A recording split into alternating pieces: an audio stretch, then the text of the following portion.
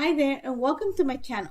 Today's project is for Citrus Twist Kids and this is Sunday Sketch blog post and it's actually the last sketch for October using the Little Things scrapbook kit. And I love this kit. I think I've killed pretty much the entire kit. I had so much fun with it.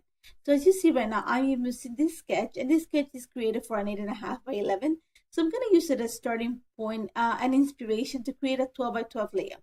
And one of the things that I love about this sketch is the little number tickets. And there's actually a cut file that you can get at the Citrus Twist Kit shop that will create those tickets. And I used the papers from the main kit to cut them at different papers. I just wanted something that had a lot of color because I have a black and white picture of my kids. So I know that I'm going to add a little bit of mixed media in the background because I'm going to work with quite a bit of pattern papers. And I want it to pop off the page. And I want something. And then if I leave it white, I think it's not gonna create that much, it's not gonna make them pop as much as if I add a little bit of mixed media in the background. So while the yeso is drying, I'm gonna start working on the layers of the paper. And I'm pretty much gonna stay true to what the sketch looks like. So my first thing was to add a piece of paper, and you see me that I layered that piece of the Vicky Button paper, and it's because it had pretty much all the colors that I included in the kit. Little hints, so that's going to help me build all the colors behind it. Once I have that done, and you're going to see along the way, I'm going to add pieces of cardstock behind the layers. That's just going to help me create some levels in between the papers and help me build the layout, have a little bit of movement, a little bit of dimension. After that, I'm going to use the vintage book sheet that comes in the kit. I just love the color and the vintage look of it. And then you're going to see that I'm just going to, like I said, I'm going to stay true to the sketch. So I'm just working with the sketch next to me, and I'm just trying to work with the papers that I have. And that paper that I'm using right now is the one for Pink Fresh Studio. I killed that paper completely. I loved it. Love, love, love that paper. And you're going to see that I distress a little bit of the edges. Not a lot, just a little bit, because it's going to help me, like I said, to create the dimension, to give it height.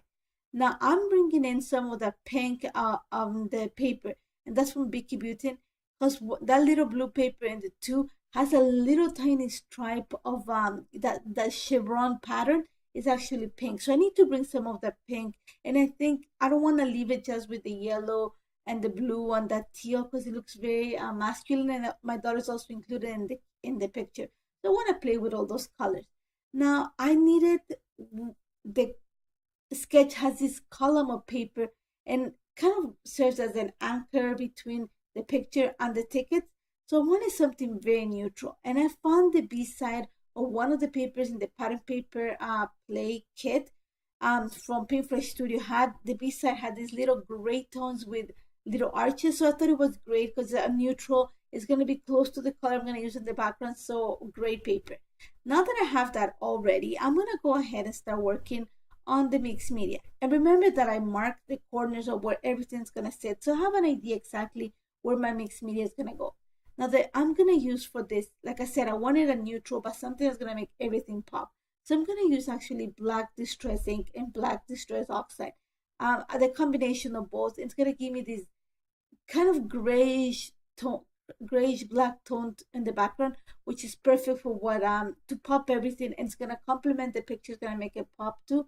So perfect. So all I'm doing is stamping the ink onto my craft mat, adding a little bit of water just to make it to dilute it, kind of watercolor, and then I'm going to use the packaging technique and also the brush just to help the to move around the watercolor to where, like I said, I had already created the limits, so I know where the mixed media is going to go. And I'm not going to stretch it a lot further than what I have marked.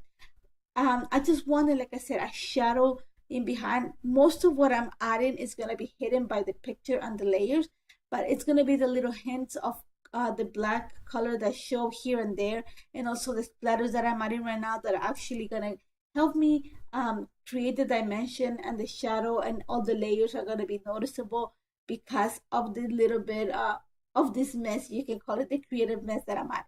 Now the one thing that you're going to see different from the sketch onto my layer is that the sketch has, like I said, first of all, it's an 8.5 by 11. I'm making it 12 and a 12.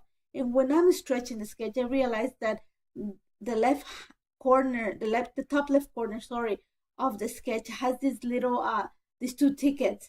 And for me, in order to elongate it, I need to bring a little bit more attention to the top left corner just to balance the layout. So I'm going to create a fold. So I got a little bit of mixed media just to the corner to help me kind of create a cohesive look on the layout.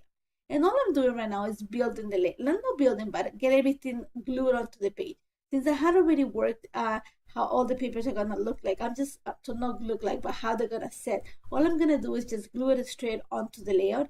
And I'm going to start adding the tickets. Now, when I add the tickets, I add a little bit of foam adhesive behind some of the layers, behind some of the ticket corners, just to create movement and create a little bit of dimension at the same time.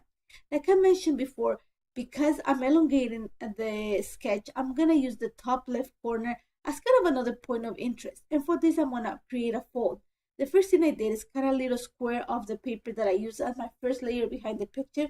This is from the Vicky Beauty Field Notes collection, and it has all the colors that are included in the papers that I'm using. So once I glue the little square on the top corner of the paper, of the background, I'm just gonna go ahead and create a fold and staple it to make sure that the paper doesn't fold back. And after that, like I said, I'm gonna kind of stay true to the sketch, even where everything is located. I've added extra things. That's the beauty of a sketch. You can personalize it any way that you want. And in my case, I want to stay true to the sketch, but add a little touch of what I can say was going to help me tell the story. And the picture that I'm documenting is of my kids. My kids are growing too fast for my taste. They're teenagers. They're going to university. They're in grade 11, and it hurts to see them grow. Even though it makes me happy to see the people they are becoming, it hurts to let go. So this pretty much is going to talk about what like, I don't know, the state of mind that they are and the state of mind that I am. So it's I don't know, it was just a feel good layout, as you can say. And to add the sentiment on this layout, I am using the stamp set that comes included in the main kit, and also the one, the Little Things stamp set, and that's the TN stamp, great stamp, a lot of sentiments that talk about things that you're grateful, little things, the big things, a lot of beautiful. So I'm just gonna kind of keep true to the sketch and add the two little labels at the top, but I'm gonna add also some embellishments from the embellishment kit. I know it sounds redundant, but it's the Pink Fresh Studio little wooden pieces, and I thought it was great just to bring the blue that I'm using on the tickets. Now I'm gonna create another two clusters around the picture, and I chose as you can see right now, the little corner where the gray column meets the paper and the pictures. And I thought it was great because it's just going to guide my eye to the picture. And at the same time, I'm going to create another cluster right at the bottom of pretty much in the same line. And I'm using labels and some of the cut apart elements from the sheet that you can find at the Citrus Twist Kit shop. And I'm actually using the Little Things stamp set along the way just to tell the story. And I wish you could read it. It says it's about the little things, like I said, little sentiments that you will tell your kids when you're growing up. And after that, I'm just gonna add all the stickers. The kit this month came with the Willow Lane puffy stickers, and they were great as kind of think of enamel dots, just to a little pops of color. Now I had those numbers, the numbers that I pull out from the ticket. So I'm going to use them just to pretty much mark what my clusters are at. And then I struggled a lot with the title.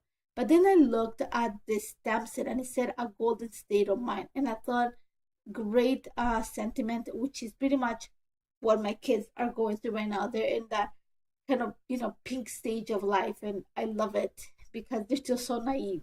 So loved how this turned out. Took no time to put together. It was so easy to work with the sketch and to put everything together.